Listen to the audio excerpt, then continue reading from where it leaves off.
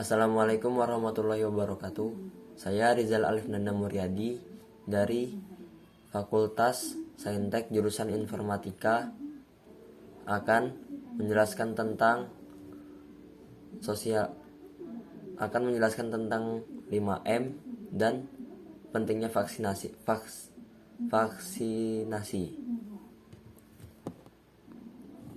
Ya, lebih dari 1 tahun, pandemi virus corona masih terus menyerang penduduk di dunia tanpa henti. Di Indonesia, angka kasus positif virus corona sudah di atas 1,5 juta jiwa pada tanggal 2 Juli 2021. Kabar baiknya, sekitar lebih dari 1,3 juta orang berhasil pulih dari serangan virus SARS-CoV. Mengalahkan penyebaran dan penularan virus corona di dunia tidak mudah, namun beragam upaya terus dilakukan para ahli dan penduduk global demi mengakhiri ancaman virus yang terus menyerang bertubi-tubi. Di beberapa negara, termasuk Indonesia, pemerintah membuat pedoman dan protokol kesehatan untuk menghadapi virus corona. Di negara kita, protokol kesehatan ini dikenal dengan sebutan 5M. 5M ini digunakan untuk membantu pencegahan penularan virus corona. Yang pertama, yaitu mencuci tangan. Rutin mencuci tangan hingga bersih adalah salah satu protokol kesehatan yang cukup efektif untuk mencegah penularan virus corona. Untuk hasil yang maksimal, kamu disarankan untuk mencuci tangan setidaknya selama 20 detik beberapa kali sehari, terutama saat sebelum makan atau sebelum memasak, setelah menggunakan kamar mandi, setelah menutup hidung saat batuk atau bersin. Untuk membunuh virus dan kuman-kuman lainnya, gunakan sabun dan air atau pembersih tangan dengan alkohol setidaknya kadar 60%. Yang kedua, memakai masker.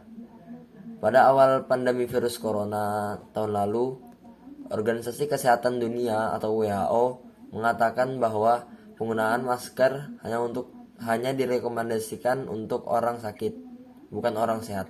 Namun, virus corona jenis SARS-CoV-2 yang merajalela hingga saat ini membuat protokol kesehatan bisa berubah-ubah seiring bergulirnya waktu. Beberapa waktu selang kebijakan WHO di atas, WHO akhirnya mengeluarkan himbauan agar semua orang, baik yang sehat atau sakit, agar selalu menggunakan masker saat beraktivitas di luar rumah. Kebijakan WHO ini sempat ditegaskan oleh Presiden Joko Widodo. Protokol kesehatan virus corona terkait masker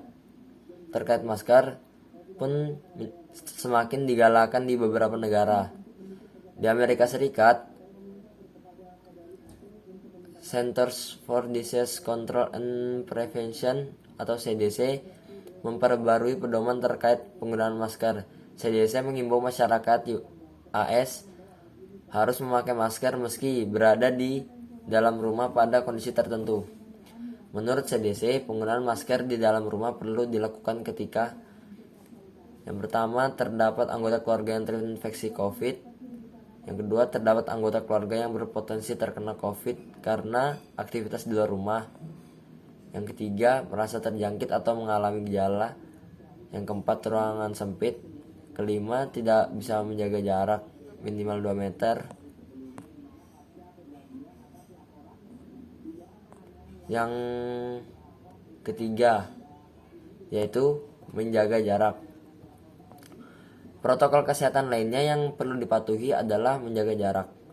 Protokol kesehatan ini dimuat dalam keputusan Menteri Kesehatan Republik Indonesia dalam protokol kesehatan bagi masyarakat di tempat dan fasilitas umum dalam rangka pencegahan dan pengendalian COVID-19. Di sana disebutkan menjaga jarak minimal 1 meter dengan orang lain untuk menghindari terkena droplets dari orang yang bicara, batuk, atau bersin, serta menghindari kerumunan, keramaian, dan berdesakan. Bila tidak memungkinkan melakukan jaga jarak, maka dapat dilakukan berbagai rekayasa administrasi dan teknis lainnya. Rekayasa administrasi dapat berupa pembatasan jumlah orang, pengaturan jadwal, dan sebagainya. Sedangkan rekayasa teknis antara lain dapat berupa pembuatan partisi, pengaturan jalur masuk dan keluar, dan sebagainya. Yang keempat, menjauhi kerumunan. Selain 3 hal di atas, menjauhi kerumunan merupakan protokol kesehatan yang harus dilakukan. Menurut Kementerian Kesehatan Republik Indonesia atau Kemenkes, masyarakat diminta untuk menjauhi kerumunan saat berada di luar rumah. Ingat, semakin banyak dan sering kamu bertemu orang, maka kemungkinan terinfeksi virus corona pun semakin tinggi. Oleh sebab itu, hindari tempat keramaian terutama bila sedang sakit atau berusia di atas 60 tahun atau disebut lansia. Menurut riset, lansia dan pengidap penyakit kronis memiliki resiko yang lebih tinggi terserang virus corona. Yang kelima, mengurangi mobilitas. Virus penyebab corona bisa berada di mana saja. Jadi, semakin banyak dirimu menghabiskan waktu di luar rumah, maka semakin tinggi pula terpapar virus jahat ini. Oleh karena itu, bila tidak ada keperluan yang mendesak, tetaplah berada di rumah. Menurut Kemenkes, meski sehat dan tidak ada gejala penyakit, belum tentu dirimu pulang ke rumah dengan keadaan yang masih sama. Pasalnya, virus corona dapat menyebar dan menginfeksi seseorang dengan cepat. Di sini saya juga akan menjelaskan tentang pentingnya vaksin.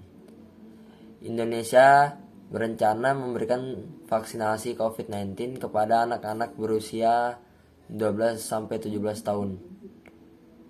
Nah, keputusan ini dibuat setelah Badan Pengawas Obat dan Makanan atau disebut BPOM memberikan izin penggunaan darurat EUA vaksin Sinovac pada 27 Juni 2021. BPOM menilai berdasarkan hasil uji klinis fase 1 dan 2, anak usia 12-17 tahun tidak mengalami demam setelah vaksin dengan vaksin tersebut. Data imunogenisitas dan keamanan pun meyakinkan.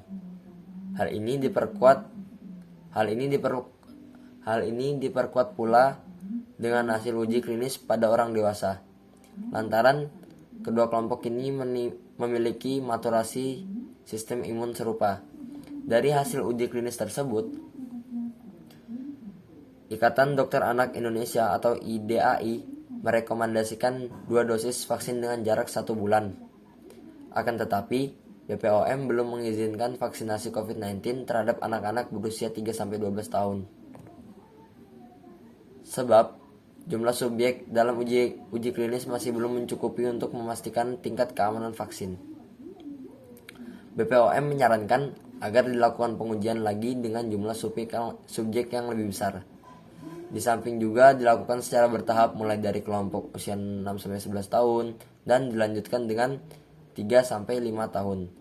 Vaksinasi COVID-19 terhadap anak-anak juga telah dilakukan di sejumlah negara.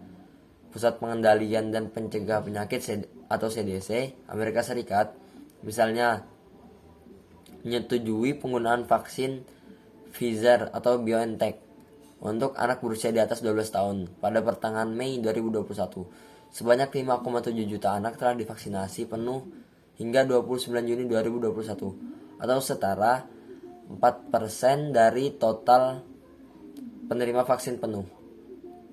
Tak hanya Amerika Serikat, vaksin Pfizer atau BioNTech mendapatkan izin penggunaan darurat dan digunakan untuk anak-anak di Kanada, Uni Eropa, Inggris, Singapura, Jepang, Israel, dan Arab. Melansir The Straits Times, vaksin Sinopharm juga tengah melakukan uji klinis terhadap 900 anak berusia 3-17 tahun di Uni Emirat Arab. Kemudian, 2 perusahaan asal India, Bharat Biotech dan Zydus Cadila melakukan pengujian serupa di negara tersebut. Bharat Biotech terhadap 525 anak berusia 2-18 tahun, sementara Zydus Cadila terhadap anak berusia 12-18 tahun. Sekian dari saya, kurang lebihnya mohon dimaafkan. Wassalamualaikum warahmatullahi wabarakatuh.